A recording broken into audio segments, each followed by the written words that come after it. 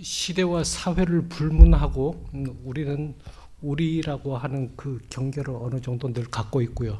이게 위기 상황을 만나게 되면 이 우리라고 하는 그 경계의 벽은 훨씬 더 높아집니다.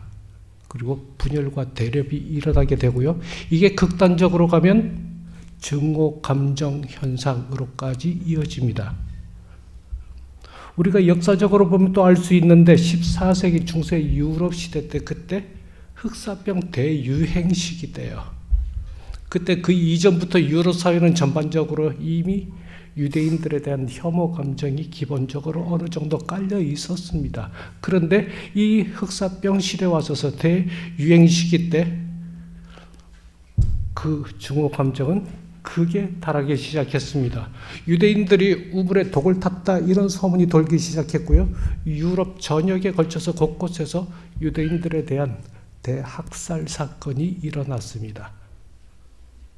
1923년도에 일본의 관동 대지진 때 보면은요, 그때도 조선인에 대한 대학살 사건이 있었는데 이 문맥이 맥락이 너무나도 흡사합니다.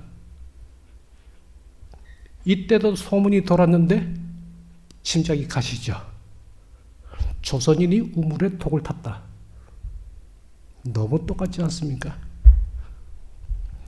그리고 우리 최근에 또 한 경우를 볼 수 있습니다. 코로나 팬데믹 기간 동안에 증오 감정이 묻지마 폭행 사건으로 일어났던 일들이 참 많이 일어났었고, 그리고 우리가 해외 뉴스를 통해서 참 많이 접할 수 있었던 그런 기억들이 있습니다. 그러면 여기서 우리가 질문이 한 가지 생깁니다. 도대체 왜 위기 상황을 만나면 인간들은 자신과 타인을 나누게 되는 걸까? 이걸 잘 설명을 해주는 인간 심리학이 한 가지 있는데요. 네 그룹, 외그룹 이론이라고 합니다. 이 네 그룹이라고 하는 거는요, 국가, 민족, 성별, 정치, 성령 이런 게 전부 다 나하고 같은 편이라는 겁니다. 그래서 그 아래 같이 있는 사람들끼리는요, 서로가 서로에게 굉장히 편안한 감을 느끼고, 그리고 서로에 대해서 기본적으로 일단 디폴트 값이 긍정적입니다. 그리고 그 네 그룹 바깥에 있는 그 외부에 있는 사람들은 외그룹에 속합니다. 이 사람들한테는 기본적으로요, 구별하는 느낌이 있고요, 차별을 하게 됩니다. 나하고 다르다는 거예요. 그래서 이게 감정이 조금 더 심해지게 되면 거기에서 증오감까지 생기게 됩니다.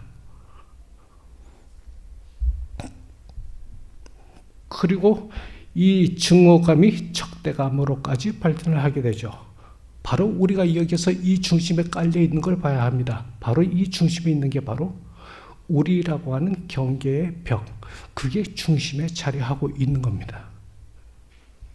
우리 오늘 보실 마가복음 7장 1절로 13절 본문에서는 이 같은 우리라고 하는 그 경계의 벽을 무너뜨리고 포용하는 메시지를 우리가 읽어볼 수 있습니다. 그 시대 상황을 보면요, 마가복음서가 기록됐던 그때 AD 70년 전후에서는 유대 혁명주의자들이 로마에 대항해서 성전을 벌이고 있었습니다. 이건 다시 말해서요, 유대인들에게 있어서는 국가적으로 엄청난 위기 상황이었다는 겁니다. 그리고 그 당시에 이스라엘 사회 문화적인 상황으로 보면은요, 이미 상당 시간 동안에 헬라 문명이 깊숙이 스며들어 있었고 널리 퍼져 있었습니다. 이건 다시 무슨 말이냐면요, 우리 유대인들이 이방인들하고 엄청나게 섞여 있었다는 거고요, 결국에는 민족적 차원에서 굉장한 위기감이 있었다고 하는 겁니다. 자, 그러면 이런 위기 상황에서 우리 바리새인들 어떤 상황이었겠습니까? 당연히 우리가 짐작을 해볼 수 있는 바람이 바로 우리라고 하는 바로 그 경계의 벽을요, 더욱 공고히 해야 할 필요성이 있을 겁니다. 그런데 이런 위기 상황에서 우리가 오늘 본문 속에서 보고 있는 마가 공동체는 정반대의 모습을 보여주고 있습니다. 마가 공동체는요, 갈릴리를 중심으로 해서 많은 이방 출신 기독교인들을 포함하고 있었습니다. 그러니까 자연적으로 그 공동체 안에서는 유대인들의 그 청결법, 정결법, 그리고 음식법, 그런 근거를 어기게 되는 일들이 계속 일어나고 있었던 거고요. 결국에는 그게 의미하는 바가 하나님의 백성들과 이방인들 사이로 구별하는 그 경계의 벽이 허물어지고 있었다는 겁니다. 오늘 본문의 초점은 더럽혀진 손이라고 하는 부분에서 우리가 볼 수 있습니다. 이 더럽혀진이라고 하는 단어는 헬러로 코이나이스라고 하는 단어에 해당되는데, 이 단어는 원래 제의적인 불결, 이게 다시 말해서요, 속되다, 거룩하지 못하다는 의미입니다. 종교적인 개념에서 부정하다는 겁니다. 이 말을 한마디로 얘기하면요, 손 씻기 정결법, 이거는 성전 제사 차원에서 지켜져야 됐던 사항이었지, 일반인들에게 요구했던 그런 사항이 아니었다는 겁니다. 그런데 이런 요구가 일반화되고 관습화되기 시작한 겁니다. 바리새인들은 그렇게 내려온 그 전통을 자기 스스로들 중시하고 그걸 무기 삼아서 일반인들까지 확장시키고 요구했던 겁니다. 이렇게 자신들의 전통을 앞세워 자신과 타인들 사이에 경계의 벽을 세우고 구별하고 있었던 겁니다. 우리가 예수님을 한번 생각을 해볼 수 있습니다. 예수님도 유대인이셨습니다. 하지만 우리 예수님께서는 이방인들에 대해서 구별 짓는 그 정결법에는 동의하지 않으셨습니다. 늘 이방 지역으로 자유롭게 다니셨고요. 그리고 이방인들과 함께 머물고 먹고 마시기도 하셨습니다. 예수님은요, 사람들의 전통, 이걸 허물고 계셨고요, 하나님의 말씀, 하나님의 계명을 올바로 세우고 있었던 겁니다. 그리고 그 제자들 또한 마찬가지였고요.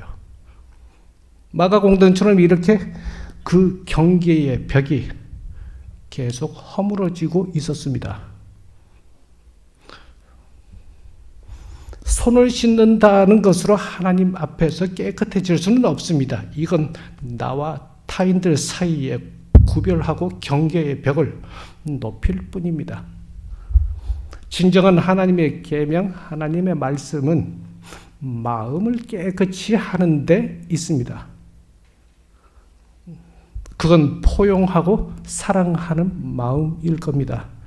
이 마음은요, 멀어졌던 나와 타인들 사이일지라도 이어주는 다리가 될 겁니다. 하나님의 계명은 손보다 마음에 있다고 하는 것, 바로 이것은요, 구약 성경으로 가서 보면 미가서 6장 6절에서 백성들이 질문을 하고 있는데 바로 그 질문과도 맞닿아 있는 것 같습니다. 이렇게 묻습니다. 백성들은 묻습니다. 무엇을 가지고 여호와께 나아가 높이 계신 하나님께 굽혀 경배할까 하고 먼저 질문을 합니다. 자, 미가서는 보면은요, 먼저 그 전반적으로 내용을 보면 그 시대 상황에 있어서 미가 예언자가 두 가지를 당시 사람들의 삶에 대해서 비난을 하고 있습니다. 종교적 차원에서요, 사회적 차원에서 이 두 가지 측면인데, 먼저 첫 번째 종교적 차원에서는 당시 종교적 지도자들은 종교 예배, 의식, 제사를 통해서 엄청난 부를 쌓고 있었습니다. 심지어는 가정의 우상을 섬기는 영적 부패까지도 널리 만연되어 있었던 겁니다. 또 한편으로 보면 사회적으로 이웃에 대한 불의를 저지르는 일들이 많이 있었습니다. 당시 이스라엘 사회는요, 상업적 경제 체제로 바뀌어 있었고요, 물물 교환 대신에 돈, 화폐를 사용하는 경제 체제로 본격적으로 시작이 되고 있었던 겁니다. 이 얘기는 무슨 얘기냐? 그 결과적으로 나타나는 현상이 빈부의 격차가 본격적으로 벌어지고 심해지고 있었다는 얘기가 됩니다. 일예로 보면은요, 그때 당시 기록 자료를 보면 장사하는 사람들한테 물건을 파는데 당연히 그때는 물건의 무게를 달아서 팔았겠죠. 그런데 그 물건의 무게를 다는데 이걸 갖다가 물건의 무게를 속여서 팔았다는 거예요. 부당이득을 취하는 일들이 너무 많았다는 겁니다. 바로 우리 미가서는 그런 사람들의 삶, 이 돈에 매몰되어 있는 것, 그걸 비난을 하고 있었던 겁니다. 그 당시는 이렇게요. 우리 하나님과의 관계도, 이웃과의 관계도 다 이거 물질 만능주의에 매몰되어 있었다고 하는 사실을 우리가 한번 여기서 중심적으로 볼 필요가 있습니다. 당시에 이런 배경을 두고 미가서 6장 6절 후반절로 7절 내용을 보면은 예배에 대해서 그때 백성들이 어떤 생각을 가지고 있었나 엿볼 수 있습니다. 예배에 대한 자세를 백성들은 먼저 생각을 합니다. 다 태우는 제물로 1년 된 송아지를 가져갈까 생각해 봅니다. 그것은요, 완전한 헌신을 의미하고 가장 바람직한 희생 제물을 의미하는 겁니다. 아주 좋은 생각입니다. 그리고 또 두 번째로 수천 마리 숫양을 수만 곳 강물 같은 기름, 이건요 아낌없는 희생을 말하는 건데요, 그것도 괜찮아 보입니다. 그리고 또 하나 더, 나의 맏아들까지도 드려볼까 생각을 합니다. 이건요 사람이 가진 가장 귀한 소유물에 해당되는 겁니다. 더없이 좋다고 분명히 생각을 해볼 수 있습니다. 그런데 이게 문제는 여기서 그친다면 그게 문제라는 겁니다. 그게 우리가 생각을 해보아야 할 부분입니다. 단지 물질적인 것으로 바치는 게 전부라면 그 모든 것은 하나님께 아무런 소용이 없을 거라는 얘기입니다. 그 다음 부분에서 미가서는 하나님께서 무엇이 좋은지, 무엇을 찾고 계시는지 세 가지를 알려주고 있습니다. 먼저 첫 번째로요, 정의를 행동으로 옮기는 것, 그 다음에 한결같은 사랑을 즐겨 베푸는 것, 그리고 세 번째, 겸허히 그대의 하나님과 함께 살아가는 것, 세 가지를 말씀하고 있습니다. 결국엔 보면 백성들이 하나님께 나아가 예배를 드리고자 할 때 생각이 집중돼 꽂혀 있었던 거는요, 손에 들고 갈 물질에 있었습니다. 그런데 우리 미가 선지자가 얘기를 한 것은 예배자가 품고 올 마음에 있었습니다. 그것이 바로 우리 하나님께서 원하시고 찾으신다고 하는 내용입니다.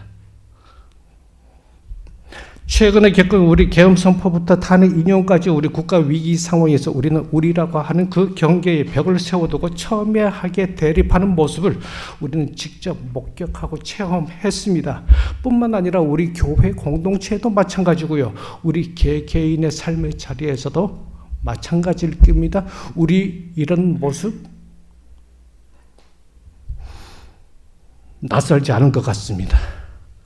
이런 우리 모습들은 결국에는 무슨 의미냐? 내 손이 깨끗하다고 앞세우면서, 그러면서 남을 천대하고 배제하고 그리고 증오하는 겁니다. 하지만 우리 예수님께서는요, 마음으로 포용하고 사랑하셨습니다. 또 하나님 앞에 나가 경배드리고 예배하는 자로서 우리는 손에 든 것으로 나아가는데 치우쳐 있는 경우가 너무 많습니다.